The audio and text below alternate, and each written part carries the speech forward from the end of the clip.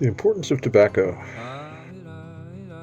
Tobacco is one of the most vilified plants in our modern culture. There has been a consistent and open war waged against the consumption of tobacco, and I would argue also a concerted effort to poison tobacco smokers through the additives that are allowed to be placed into cigarettes.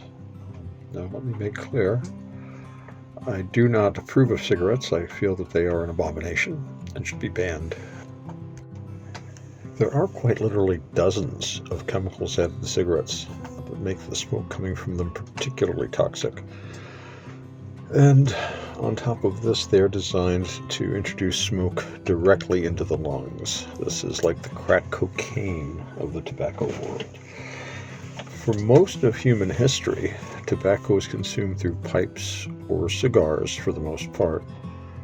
These were puffed. The smoke was not inhaled into the lungs.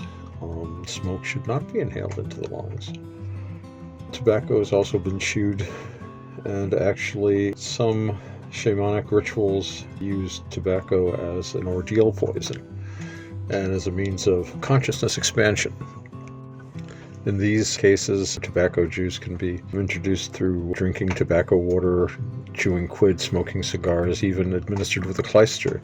So there are ways that they introduce large amounts of nicotine and the other chemicals present. I read of one account where this basically projects the soul out of the body so that the initiate can undergo that level of their initiation. The initiation has to take place not only in the physical, but in the non-physical, liminal world, or imaginal realm, as I've heard it called. But be that as it may, tobacco itself has always been considered the true source of a shaman's power. And it is a road, it is a connection that you can make. It is a physical plant that we burn.